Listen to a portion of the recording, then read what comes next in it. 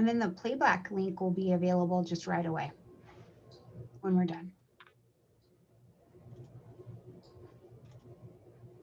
Yay. Okay, here we go. We made it to the internet safe and sound. So welcome everybody to today's Eat and Greet, where hopefully in the next hour, we're going to give you something that is worth the time you took to show up. And I think it definitely will be. I mean, I have scoured the internet and found Miss Patricia Walsh. Come over. I scoured the internet. I mean, I went down the NORWAC list, and I was like, I saw Patricia. I was at one of your virtual talks this year, and I was like, who is she? Oh my God, she is delicious. I gotta go get her. So thank you so much for coming. Thank you. Thanks for the invite. Absolutely. And you do all kinds of cool things that you've kind of just pulled together with astrology. Yes, yeah. Well, even beside my love for astrology, my bigger passion is, of course, the human psyche and healing. You know,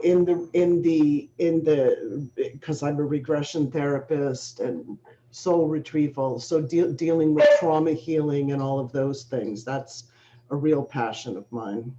Absolutely. And you've been doing this for 20 plus years. 20 plus years, yeah. Yeah. Wow. So you've got a little something to bring to the table. Yeah, I'd say tens of thousands of human psyches I've been involved in. So one or two experiences. Yeah. Yeah. But how did you get here? How did you get into this? What was that call for you? Well, you know, it's funny. I had forgotten certain things, but when I was younger, I remember it was like in grammar school. I think I read a book on hypnosis, and then I did a past life regression on one of my friends in like 7th or 8th grade. And I remember I wrote a paper on it, actually. So I was always into that, and I was always into astrology. And I don't know if you hear my dog is barking in the back. Sorry.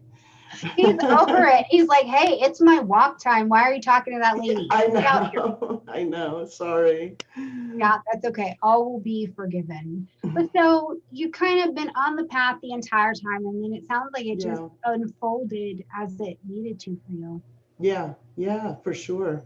And was there something specific about learning and understanding the Pluto generations that caught your attention, besides the fact that they're groupings of evolutionary souls on a mission? What happened for you that you went, wow, these groupings need some attention?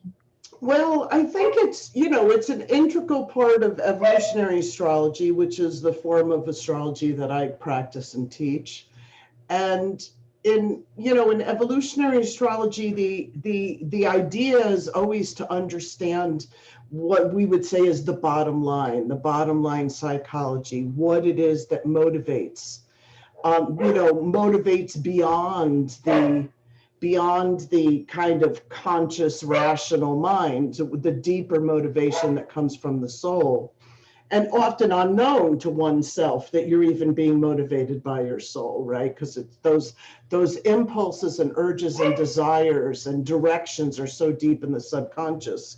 So that being the basis of evolutionary astrology, the understanding of these groupings, like you said, these groupings of souls that kind of incarnate together. And what's most interesting, so much is interesting about it, you kind of have to understand them as a generation. We always say in evolutionary astrology that Pluto in a sign is generational, but in your individual chart, when you put it in a house, that's personal. Mm-hmm. So you have a kind of both of them, right? Both of them influence you. But they actually, when these souls arrive on the planet, they actually change the zeitgeist or influence the zeitgeist of the energy on the planet. Now, there's always overlapping generations, but like, for example, I always find it interesting that ever since the Pluto Scorpio generation started arriving, it's been the end of the world, right? And I always say that that generation has an Armageddon consciousness as a group of souls. You know, they've been born at some of the most, you know, horrific times in history, and they've experienced the depths and the highest and the lowest of what humanity is capable of. And so they come in expecting the shoe to drop any second. And then as soon as they started arriving on the planet, it did, right? Right. That's the questioning generation, right? They're like, Yeah. Why? Our little suspicious souls, right? Yeah, absolutely. Well, they want to get to, you know, I mean, Pluto's only in Scorpio it's in the shortest time, right? Because again, we would annihilate ourselves if Pluto was in its own sign for any longer than like 11 years, I think. Yeah. Well, and so how do you see the interplay of the generations? Because I mean, we're right now, specifically, we're loaded. We've got a lot of generations. It is one of those times where we have a, you know, we have a mix. I'm going to have to go stop this if you don't mind. Is that okay? Just go for it. Give me a second. To the people. Okay, you do that. You do that. I'll just talk to you guys in the chat. Patricia's going to handle the dog situation. But okay, guys, while we're here, small, like mini advert. I'm Pluto in Libra, by the way. I would love to see in the chat section which generation you are. So make sure you put it down here. I would just love to know. We're at a time where there's a lot of the generations on this planet at the same time. So I would love to hear about that. Now, also my little mini advert I have, I'm very excited. If you are developing a business, trying to grow your business, whatever you're doing with business, and you would like some tips and tricks, I am launching an entirely different channel today. Today it is launching, my friends, on teaching you how to do that. Don't worry, I'm not leaving astrology at all, but that is going to be something else, and I look forward to sharing that with you guys for absolutely sure. So keep your eyeballs out. I will be putting it out in the community tab around here as well, so you can see it, and then we can jump over there as well. I gotta tell you, the people in the chat are cracking up. They're like, yeah, he's got his own opinions about the Pluto generation. I know. This is like real life interviews, right? Like interviews from home. Well, I mean, you know, the news has gotten infinitely more interesting as when people are Zooming. It's like, you know, like everybody who always wanted to see the inside of their house, you know, right? And do they have good Zoom skills or not, right? Like, what are the books on the shelf behind them? And then the cat comes in or the kids come in. Yeah, it's kind of funny. Yes, it is. It's good stuff. So where were we? We were talking about, oh yeah, right, the amount of generations. So we have Pluto Cancer to Pluto Pluto Capricorn at the moment, which is a lot. Well, and what's so interesting is you can see the overlapping effects of these generations. So, you know, I mean, to go back to Pluto Cancer, that was, you know, they're older now, so most people would think of them as either passed on, their parents, or most likely grandparents. My parents were Pluto Cancers, but they waited until they were in their late 40s or 50s to have kids. So I ended up kind of being raised by a generation that would be almost like most people's grandparents, right? So they were born in, you know, the Pluto Cancers like 1914 to end of 30s, early 40s, around there. And so, you know, I did this long study of the generations by understanding them demographically, how they're understood, you know, understanding them in what I would call 3 stages: when they're born, and the influence that it kind of has on the zeitgeist, you know, the climate, you know, the general psychic atmosphere, sure, when they start to come of age, and when they come into power, right? And to me, those are 3 defining characteristics that you see with each generation. So the Pluto Cancers, you know, to me, were the first modern generation. well, I wouldn't say modern, because to me it goes back to the Pluto Aries, which none of them are alive.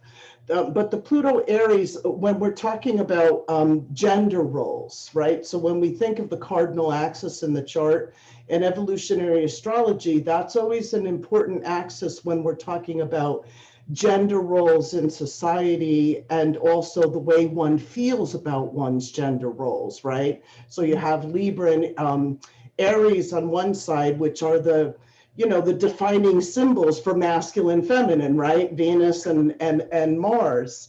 And then you have Cancer Capricorn, which to me correlates very openly, or, you know, clearly to the anima animus. How does one feel about oneself internally? And this is something that's come up now, but I saw it collectively, again, looking at it, studying it, saw this kind of switching of gender roles and evolving of gender roles with the Pluto Aries generation, with the Prohibition movement. So the women were the ones that were pushing Prohibition because they were so abused behind the scenes by their alcoholic husbands, right?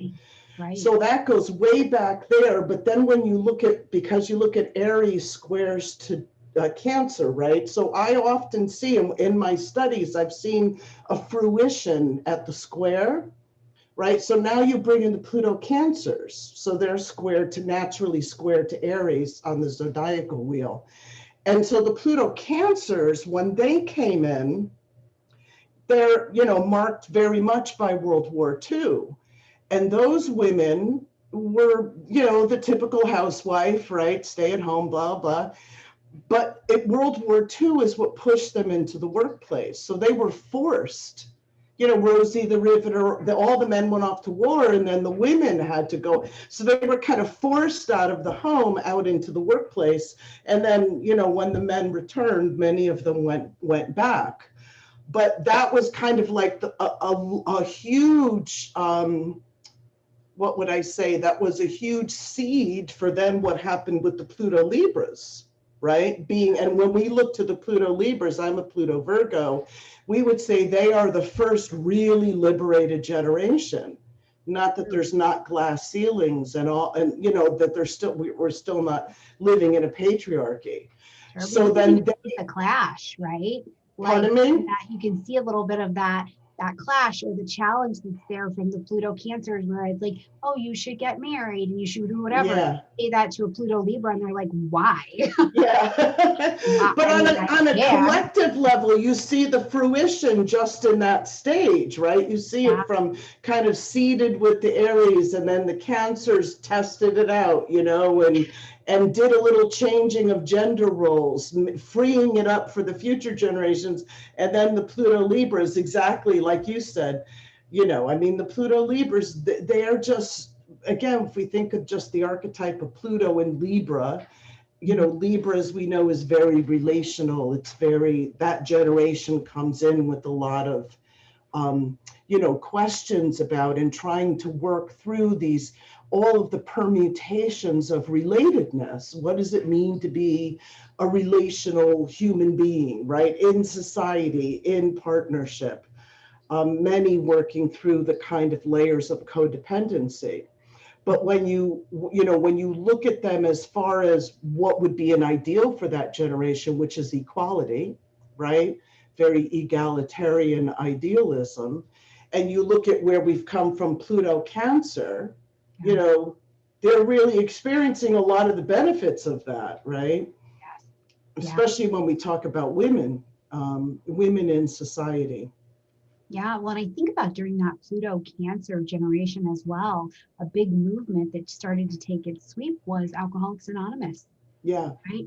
Like a lot of families, Cancerian, started to be healed, transformed, put back together. Well, you know who was born in the Pluto Cancer generation? It's amazing, actually. John Bradshaw, right? He was the first one who wrote about healing the shame that binds you and the toxic family dynamics, right?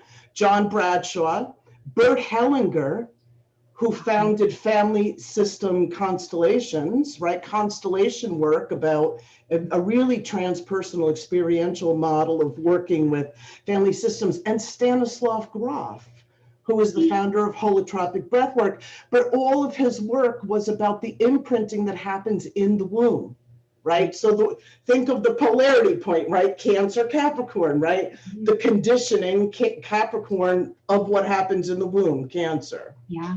Yeah. Family unit got a deep breath. Absolutely. During this time, but it also obviously saw some pretty big changes. But man, I mean, wow. Right. You know, and then after that we have the Pluto Leos, right? You know, I mean, seriously, like a Woodstock generation, right? You know, like if it feels good, do it, flower power, you know, follow your heart, whatever, all of those things, sexual liberation. You know, I look at them as I had written in my book about Cancer and Leo from the karmic perspective, the kinds of imprints. And I call the Cancer, you know, if you have, say, your Pluto in the 4th house, or you have a south node in Cancer or in the 4th house, that would give you some of that karmic conditioning. That those people, that I call that the lunar inner child, right? The part that's very impressionable, very vulnerable, that needs nurturing. And where the mother nurturing wounds affect one the deepest, and that they carry that forward. To me, Leo is the solar inner child, right? It's the part of us that's like, you know, starting to go to kindergarten and expressing ourselves and playing with finger paints and doing all that, dressing up and, you know, looking for applause for, yay, you did that so good. The please see me generation. Yeah. But I mean, so in a positive way, that, yeah, we all know everything has a spectrum of meaning, right? So, but that was the permission to really start to explore. I mean, the whole keyword for that generation is creative self-actualization, right? So they're the ones that really came in and said, you have permission to do this, to explore, you know, that's more than just your identity, is not just about your job or your role, your societal role, right? It's a joy generation for sure. Like this. Absolutely. Yeah. I mean, they were the first ones that even had, like, ask a Pluto Cancer about self-fulfillment, owning your power. I mean, right. They're like, what? You know, beyond the workplace, right? Yeah. Beyond the workplace. And so they're like the first generation that's doing that. You know, what's funny is I think of that generation was certainly the generation of the rock star, right?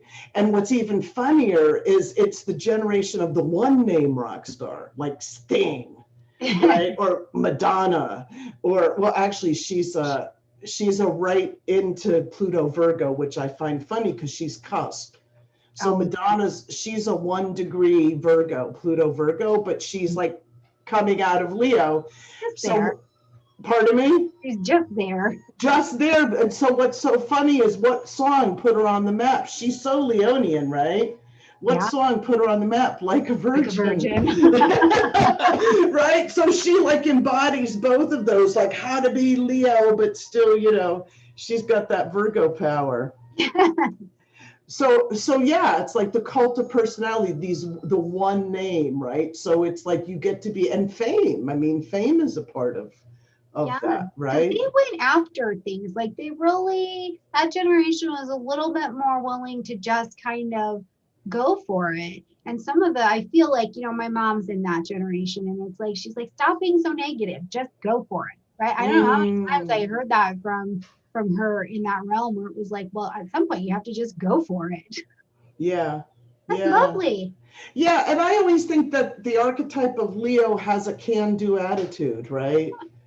Like, I can do it, you know, and it's empowered for him. It has a real can-do attitude. And so, yeah, I could see that, right? Just go for it. What's stopping you? Then we have our Pluto Virgos. So not all Well, of them. I'm one of those, Madonna. yeah. I'm one of those. So Pluto Virgo, to me is it's a kind of so it's interesting when you think of each generation, and it's simpatico too. Like, who is it sympathetic with?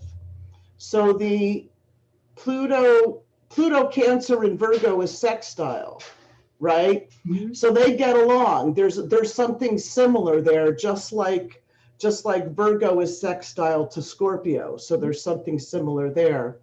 Um, and so Cancer, the Cancer generation was about kind of emergence. Like I said, the women had to be forced out of the home because of the war. Right.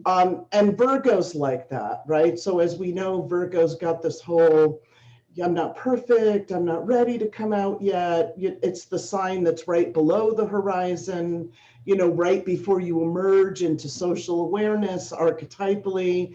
And so Virgo's all neurotic about, about being seen, coming out, I'm not ready yet, over preparatory.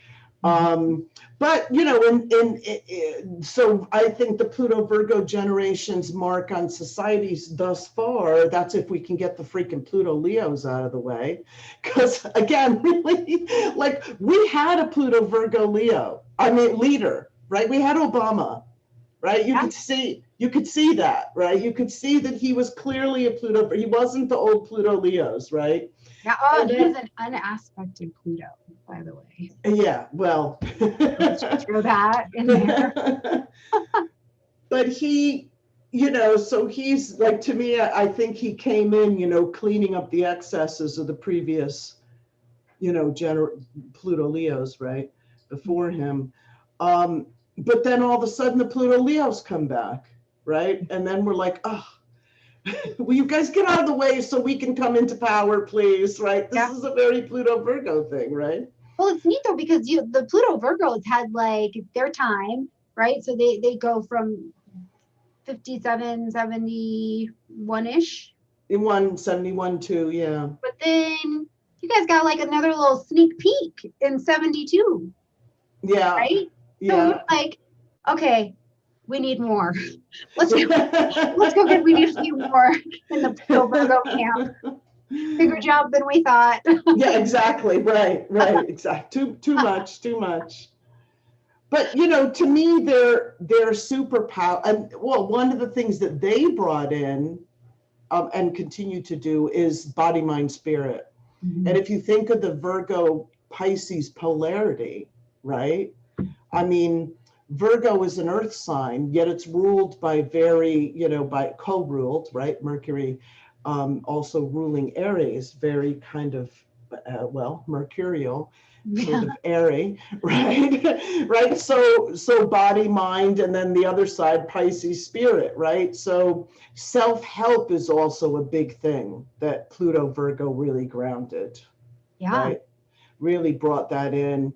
And, I often see it also from my practice too, regressive practice, that many of them are, we were talking about souls incarnating in groups, right? Mm-hmm. And sometimes you can think of that, sometimes it is historical periods returning, which is why there's always, there's an energy of a particular historical period coming back. Sure. Which isn't just anyway, it's too long a discussion.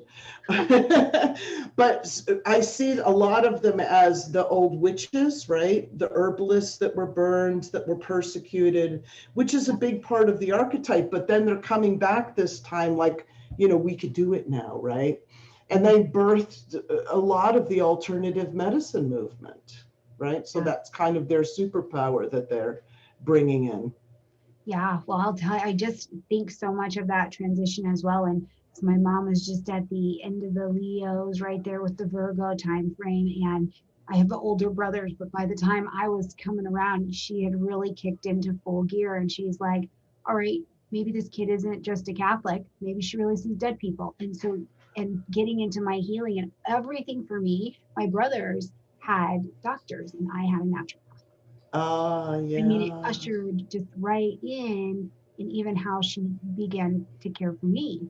Interesting. Yeah. So I find it, I find it interesting, when I was talking about the sextile. Do you feel that with the Pluto Leos? Do you feel that kind of simpatico? Do you feel? Yeah, because I mean, I don't know. I'm always like, well, stop being so negative, get off your ass and let's go do it.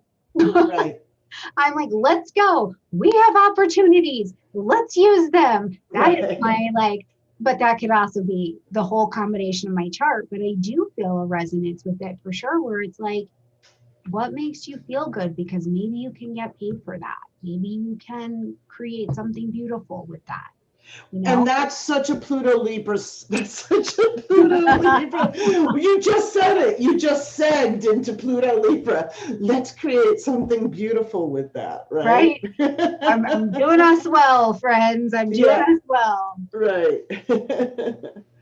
So yeah, so that the Pluto Libra generation to me, again, if I go back to my example of the Aries to Cancer to Libra, I mean, Pluto, like I said, Pluto's meant to transform relatedness.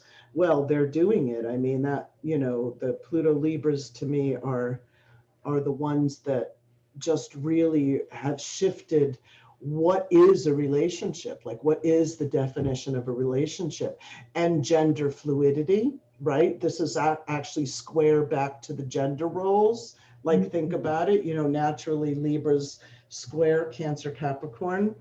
Um, and so this whole question of gender fluidity, or that you can be biologically a gender and internally feel something different. I mean, it's all brought to society by, I really feel that generation, certainly followed by the Pluto Scorps, but each generation then picks up where the other one left off. Yeah, absolutely. Well, and I think it's interesting too, because it's like in ushering in, I was talking about this with Simon Borster, and he's a Pluto Libra as well. And we really feel like learning and looking at our parents and what happened, where we are, but then also how we're parenting. It is very double sign. Mhm. It's very airy and fluid and moving between those and going, okay, well, what's the fresh start I'm going to create here? What are my fresh traditions? What are, in that cardinal wave that we do know, very aware that we're in between these Right. two other generations. Right. For sure. Well, and that dichotomy, I mean, Libra, as you know, is known for extremity, right? That it seeks balance, but it's not inherently balanced. And even the kind of torn nature that some can feel, um, on a collective level, if you think sextile back to Leo. So Leo said, express yourself through going for it and grandiosity, right? Mhm. Libra is saying, expand yourself through integrating polarity, through integrating. So in Jungian psychology, when we have polar opposites, the tension of the polar opposite within is what expands the self, right? It is the action of fluctuating from one to the other, to the other, to the other, and constantly seeking the middle Mhm. that truly expands the self. And when I say the self, I mean this, like, what Jung would call the big S self, the capital S self being the whole psyche. And that kind of polarity that's inherent within this generation, like I said, sextiling back to Leo, this is um, a further collective growth of, or evolution of, what we consider Mhm. who we are, identity as self. What is self, right? Yeah.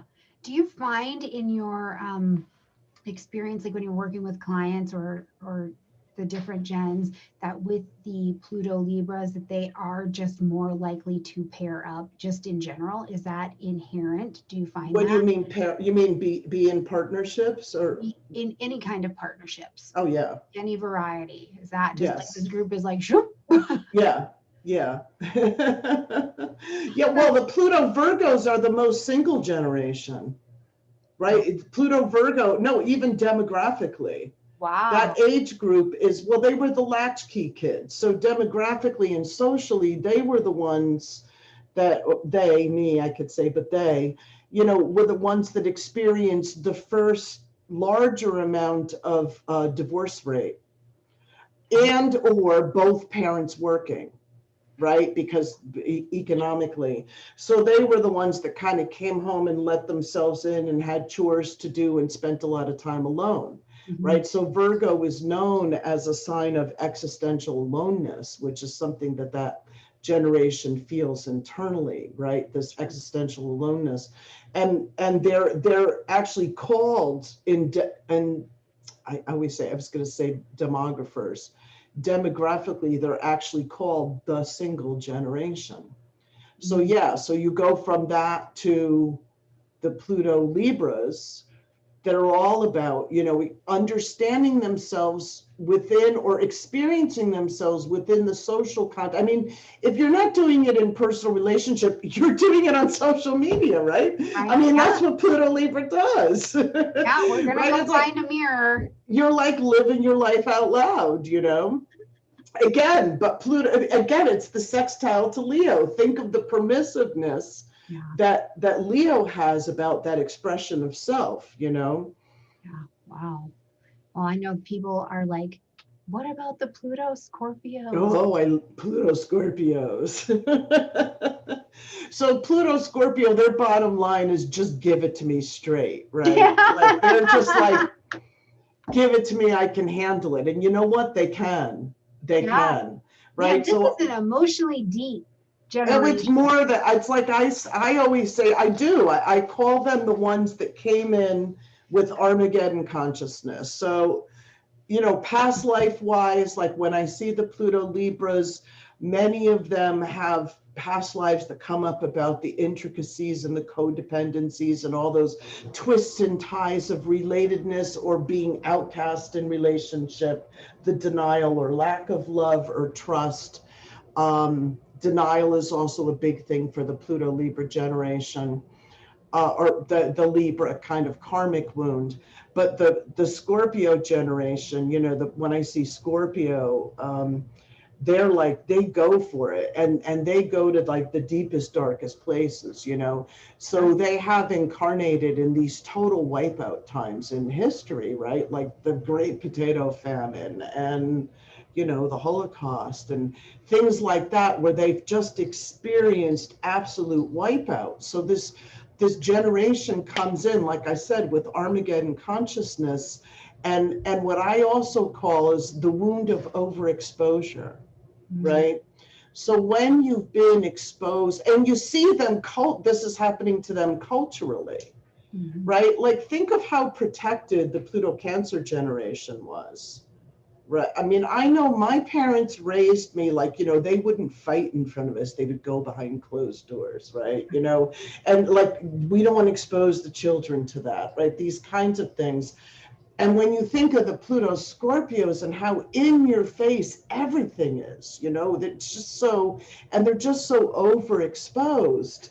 So that, yeah, they come in with um, this real bottom line, like I've seen the worst of humanity, so just give it to me straight. Like I don't have time to fluff around here, Yeah, they're like, everybody poops, everybody has sex, we're all gonna die. Exactly. Yeah. So that it's complicated because to me, I think that the Pluto Libra generation's the one that gave us, when you ask about relationships, they're like, oh, it's complicated, right? I think that's Pluto Libra. But interestingly, this is so funny because social media is of course a Libra phenomenon. Not that it's not happening through other generations, but its explosion, right? Is a kind of Pluto Libra phenomenon. What's interesting is Zuckerberg is a 0-degree Pluto Scorpio, but it's retrograde, right? So it's like dipping back. He's so cusp Pluto Libra, Pluto Scorpio, and he's so like how to make lots of friends and make money off them, right? I mean, it's such a Pluto, or the Pluto Scorpios, friends with benefits, right? So Yes, the but Pluto Libras are like, it's complicated, and the Pluto Scorpios are like friends with we're working it benefits. out. We're working it out, right? Right. So we just have a question really quick before we jump more into that. But what happens in the generations when that Pluto is retrograde? Well, retrograde, so I was mentioning that because it only makes the cusp stronger for him. 0 degree Scorpio is like really, I mean, cusp is cusp also, so I would consider both signs for that conditioning. When an archetype is retrograde, when Pluto is retrograde, it internalizes the person's individual consciousness. It also is, it's an archetype of liberation, right? It gives it a Uranian overtone, and that's any planet that's retrograde, which basically means that there's something about that planet's function or that archetype in where the person is meant to do it their own way, right? So when you have a retrograde planet, be it Saturn, be it Pluto specifically, I mean, Pluto retrograde is somebody who's, you were saying, isn't Pluto Scorpio the questioning generation? Yes. When you have a Pluto retrograde, that's really questioning, right? Like that's somebody that wants to just, dig out and really understand. And I see this so much with the Pluto Scorpio generation. They come in with because of where they've been as souls, they come in with this really deep, natural psychological understanding, right? Like a depth psychological understanding. So when you put Pluto retrograde, that's going to be even stronger, right? Like the soul's desire is then for the person to really understand what makes themselves tick, right? Themselves and others too. Yeah, because it's so introspective. Yeah. Aware. Yeah, well, it turns the energy inward. But again, it's also a liberating thing. So it means, there's something to liberate from. Yeah. Oh my gosh. Okay. So these Pluto Saggies. Oh, well, Pluto Sag is all about lightening up, right? After Pluto Scorpio. Like too dark, too Yeah. dark. Yeah. It's funny. I saw an article in Forbes, because again, like I said, I read different demographic studies. And the Pluto Sages, it said that they're rebels with a cause. Right. And so, when we think of that, the archetype of Sagittarius is so much about beliefs, yes, but meaning, right? Giving self meaning through beliefs. And so yeah, they are, and they have been understood even by the demographers as a more optimistic generation. So the Pluto Scorpios can get hung up in it's hopeless. Like, I mean, the unfortunate thing is I looked back at how many school shooters were, now I know it's an age thing too, but there's a lot of Pluto Scorp in there, right? Sure. And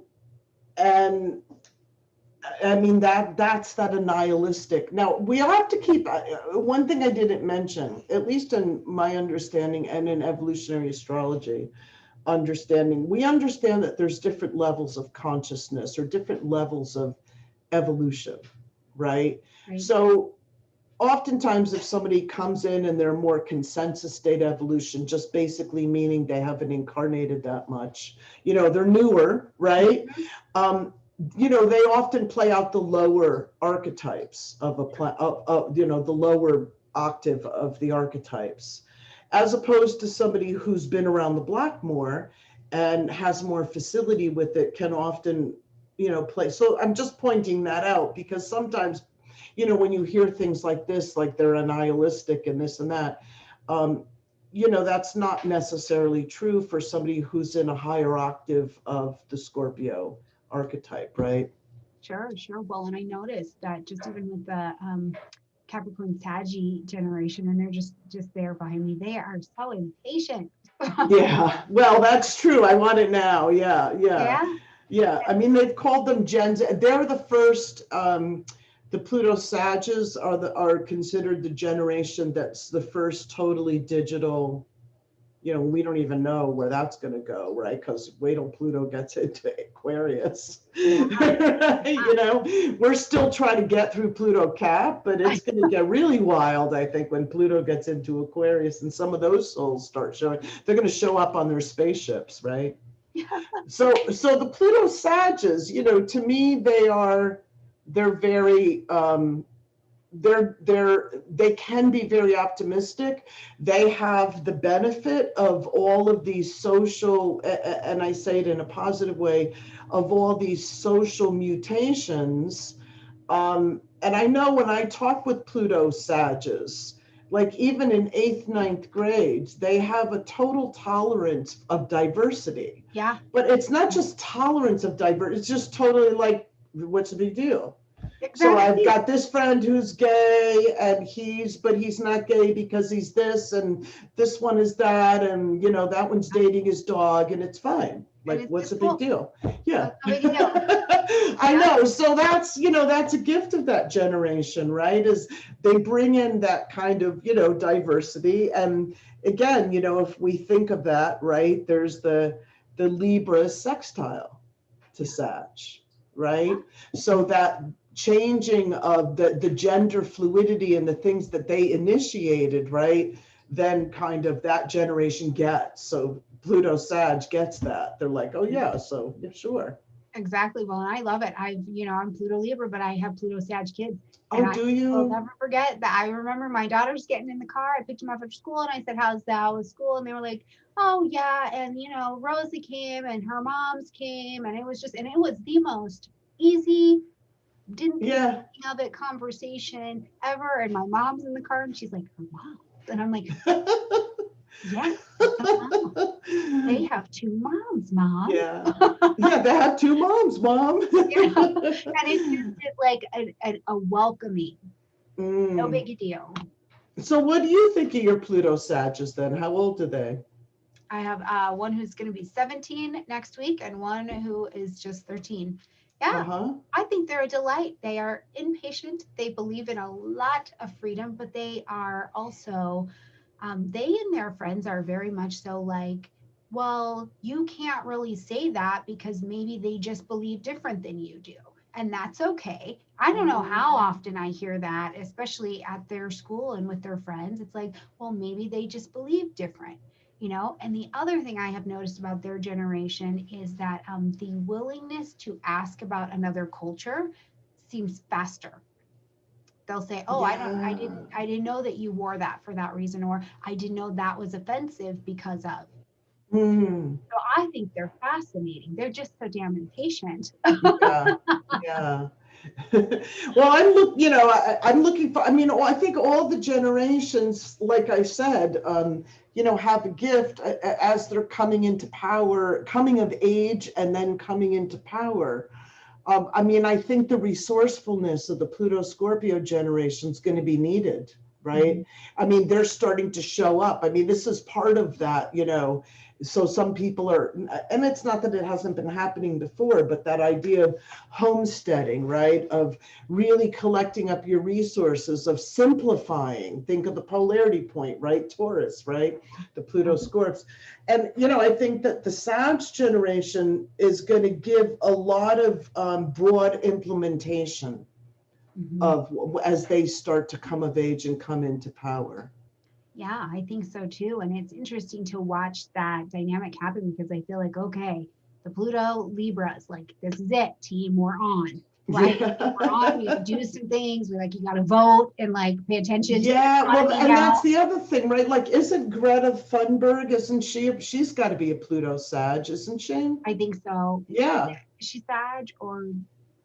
Yeah. Oh, now that I remember, she's a Pluto Sag with like a mega, she's got like a sun and moon in Capricorn. So she's an interesting blend, right? That seriousness, yet that complete feeling of living for a cause or a purpose, right? Yeah, yeah, absolutely. So it'll be interesting to see how it all comes together because I'm like, okay, Pluto Libra, you're on stage, do the thing.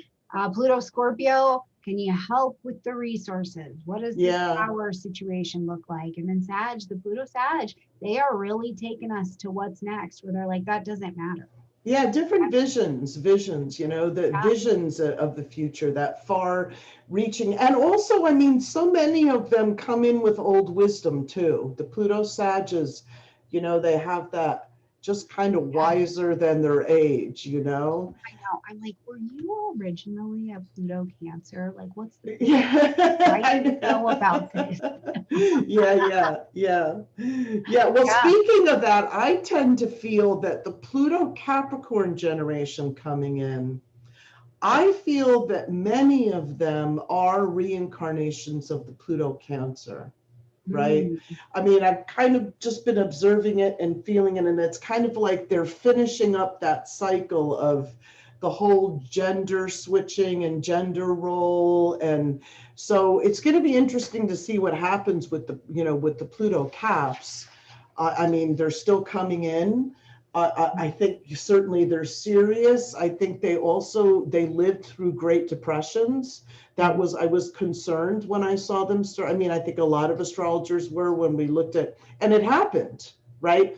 right. 2008, the second that Pluto went into Capricorn, we were like, democracy's great. Everybody's got all this money. Everybody's happy buying homes. And then boom, right? Global financial crash. Well, that generation, that soul group is bringing back memories of that. Like, so, wartime, Pluto Cancer kind of mentality. And I think many of them have experienced that, the Pluto Capricorns. So, I think that they following the Pluto, I mean, they sextile Pluto Scorpio, right? So they also are going to be those ones about resources and how to give form to these, also the visions of the Sages, right? The Sure. visions, yeah. Yeah. Well, and it's going to be interesting just to see them develop because they're just still so young, Yeah. to really see exactly how that's going to take its fullness around the corner. But I do think that in one way or another, they will, thank God, Capricorn it up. We'll get a little organized, get this all tucked in, like, Well, I've often said of them that I think that by the time they start coming of age and getting married and having kids, I mean, either it's probably an unfortunate thing because by then Pluto will be in Aries, I'm sorry, Aquarius. They'll be engineering babies. I mean, artificial wombs, sure. genetic manipulation. These are all negative sides of the potentiality that we can see as that generation starts to come of age and come into power. Sure. Well, we're Yeah, about to see because whatever they do, they're going to probably do it very Capricorn style and look to achieve and succeed at yeah. whatever it is. So I think that there will be that big earthy cardinal push to whatever it is. It'll be, I'm fascinated to watch. My cousins have just started to have babies, and so they're all Pluto Cap babies. Mm. Kind of watching them, and I'll be interested to see what their true dynamic in older form is with their parents and their elders. You know, especially this year, I just think about how, at least in the United States, we have a bit more distance in a lot of Yeah. things from our elders. So I wonder if that traditional calling will step in and it's like, no, we kind of need to have that traditional elders, the family line. Well, it might be a kind of, as the family unit's been redefined Mhm. again by the Libra generation, and then we go to a square, to Capricorn. There might be some some solidification or some, like you said, I think that this rewriting history is, I'm into archaeology, and like, deep archaeology. And I said, when Pluto was going into Capricorn, we're going to rewrite our history during this time. And the archaeological findings that are coming out, I mean, they keep pushing back and changing this Mesolithic era, which, has been between, right, when civilization was born, right? And they keep pushing it back. And then they're like, oh, wait, maybe we did have writing 10,000 years ago. I mean, it's interesting. It's interesting. So they may be regressive in a sense, but regressive for bringing something forward. Like you said, the restructuring of the family unit. What does it mean? Yeah. Bringing in the elders, the ancestors. It is going to be a riot to see, but it is fascinating to see how many generations are on this planet at the same time. I know. Because it's quite abundant. I mean, people are living longer. Yeah. Well, and then soon we're going to have the Pluto Aquarians coming in, right? Hello, 2023. I know, I know. If those Pluto Cancers hold on for a few more years and be like crazy, right? Yeah, but they are. They are. I have been really impressed with their generation. The more and more, because information is more readily available and transparent now. We've got these people who are over 100 years old, just being on the planet, and some are in great condition, some are not, but so many more than we knew of even a decade ago. Right. They can share that stuff. So I'm like, man, and oh my God, the Queen of England. I'm like, these people are holding on. They're holding on, yeah. They're like, absolutely not yet. Y'all are not ready for us to go yet. Hold on. I know. That whole younger Prince Charles is like, damn. I know. Well, at this point, I just laugh about that when we were even, setting up for this, because at this point, he's like, I never really wanted it, and now I definitely don't want it. So by the time you go, I'm passing it on to Will. Yeah. I love it. Oh my gosh. Well, thank you for coming and talk about this. Yeah. Fascinating to kind of check out which group you fall into, and then of course take it to that personal place. Any suggestions you have for people when they are looking at their personal Pluto? Well, again, it's kind of generationally is a kind of bottom line psychology and a shared experience or a shared kind of psychology. But then when it's in your house, when it's in a house, it's very personal. So you would really have to blend two archetypes. So if you're Pluto Leo in the 8th house, you would blend the Leo and the Scorpio archetype and understanding.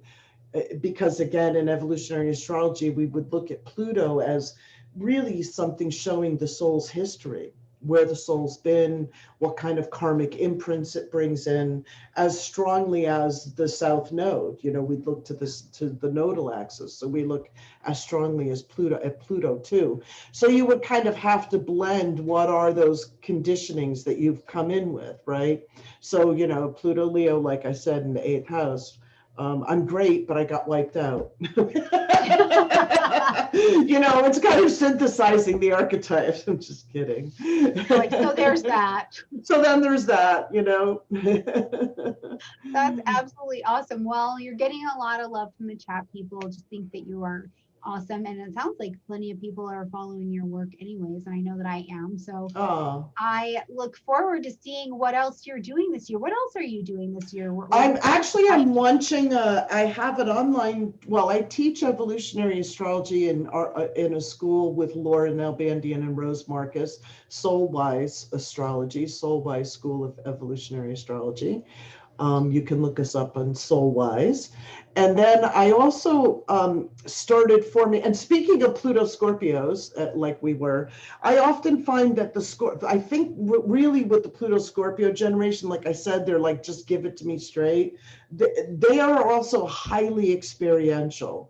So where the Libras can be very mental and they enjoy mental concepts and the fluidity of the mind and the exchange of ideas, Pluto Scorpio is more like, give me direct experience, and then I get it in my Like they want to get it in their bones, in their genes, and their cells. So interestingly, I also am highly self-experiential, and all the forms of psychology and therapy that I do are all about direct experience.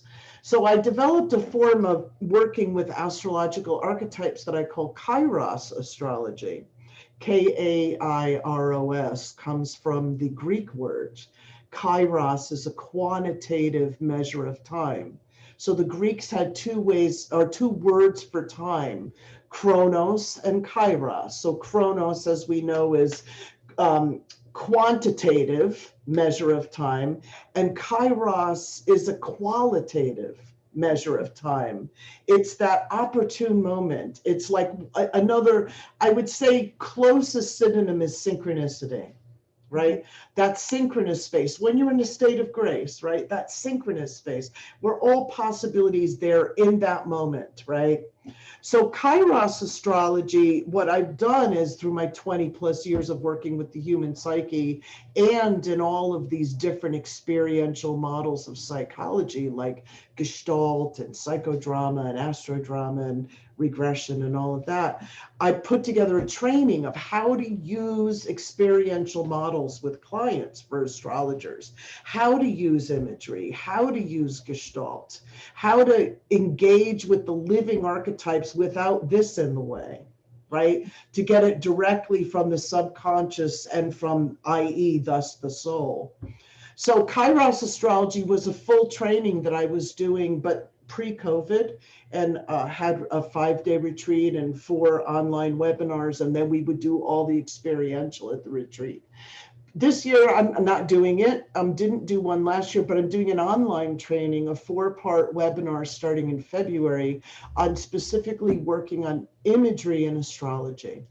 So we'll be doing experiential online, working in pairs. I'll be doing demonstration as well as didactic and giving the principles of the healing power of image, how image is the royal road to the unconscious, right? How we work with dialoguing with image, how we work with creating imagery or downloading archetypal imagery, right? So it's all of these like 4 webinars and then some and then a lot of experiential. Yeah, that's fabulous. Get it in their bones. This is Yeah, yeah. generation for sure. So that's kairosastrology.com. You can find out about that there. Absolutely. Brilliant. Well, I'll make sure that all of your information is in the description box under this video so that Great. everybody can find you and you guys can go and dig in. And are you speaking this year? I am at NORWAC, yeah. Yeah. Oh, I don't see any chat. There's no chat. I see you. You said you have chats. I don't see any. They're just on YouTube. They're just in our Zoom box. But they're down there. But yes, you're at NORWAC too, aren't you? I will be. Yes. Oh, is that your first one? It's my first NORWAC. How exciting. How exciting. What are you talking about? I am talking about astrology and social media.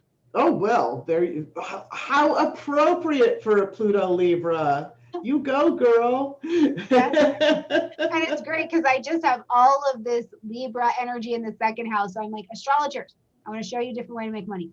Yeah, good and for also you. share your content with your community. So excellent, excellent. I'm like sad there won't be 10,000 charts for me to share and peel through, but I also am excited to be there with beautiful people like you. So you guys, thank you so much for showing up today. Patricia, thank you so much for coming over, and thank you. Welcome back anytime. Okay, yeah. We'll figure something else to talk about next time. Just the whole psyche. We just have that. Oh, that.